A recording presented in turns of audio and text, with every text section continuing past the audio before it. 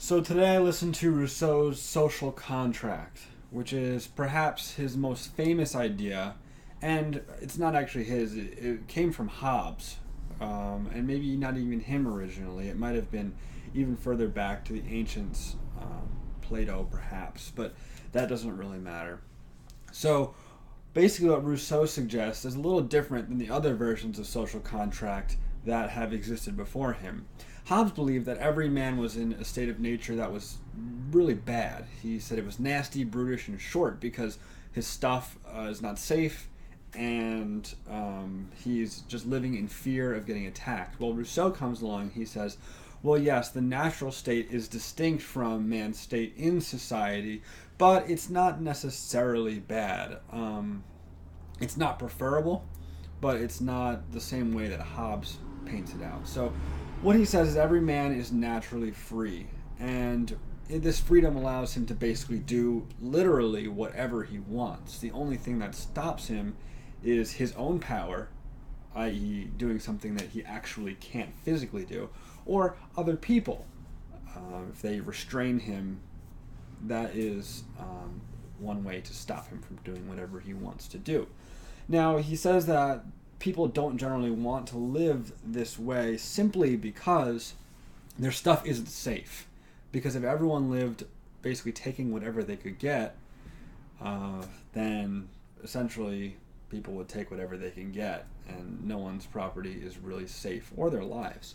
So he suggests that people give up a part of their liberty and form a society. So society creates a new set of rules and a new set of freedoms where the stuff that a person does have, his life, his property, they are safe.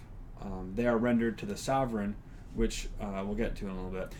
And then basically the sovereign protects stuff. So when you hear the word sovereign, or at least when I heard it and I was first listening to this, I realized that it's not exactly what you would think. The sovereign, according to Rousseau, isn't one individual. It's not a ruler, so to speak. The sovereign is the collective or general will of the people that are represented, i.e., everyone in the state is the sovereign. I hope I'm not butchering these terms because he has very specific uses for each of these terms: the state, the sovereign, the government. These all mean different things, as well as subjects, citizens, which may refer to the same people, but they refer to them in a different light. So before you go about putting anything I'm saying on a paper or anything, definitely look these words up according to him. So when the people come together, they form the sovereign, and each individual is essentially bound to the will of the sovereign. And basically, this allows society to take place. Now, the sovereign, they are in charge, but they are a collective. So there's voting and majority rules, etc., etc.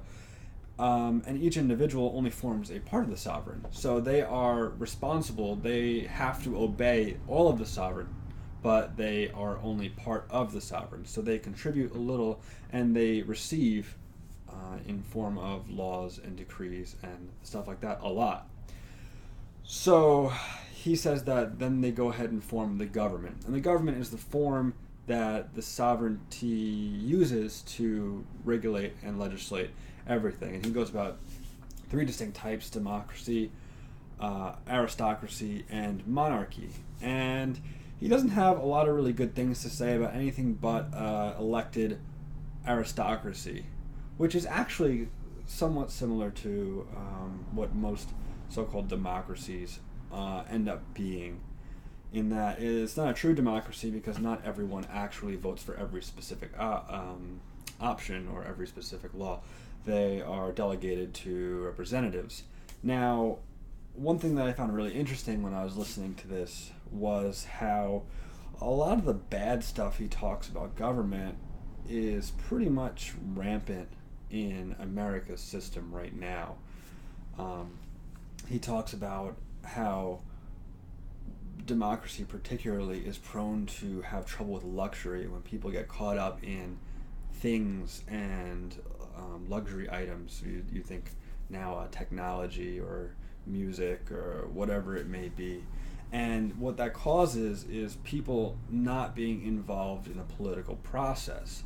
That is, people not voting. Now, he wasn't necessarily referring to voting. He also recommended actually showing up to a place to be heard. And he said that basically what would happen in democracies is people would get really rich and they wouldn't want to deal with it, so they'd send other people to do their bidding in the chambers or wherever it is that they're doing their politics. And we don't even have that. I mean, we not only do we not send a substitute, we don't vote at all. So, and another thing he talked about was how private interests prevail. So companies and sending people over to government to represent private interests, that becomes a big problem, and that's ridiculous. I mean, you could basically say that corporations run our country without too much of an exaggeration. So a lot of the stuff Rousseau does not like about government, I definitely noticed, is pretty widespread here. So that was kind of, no surprise, but it was definitely a reminder. So I definitely recommend reading this book. It's very good.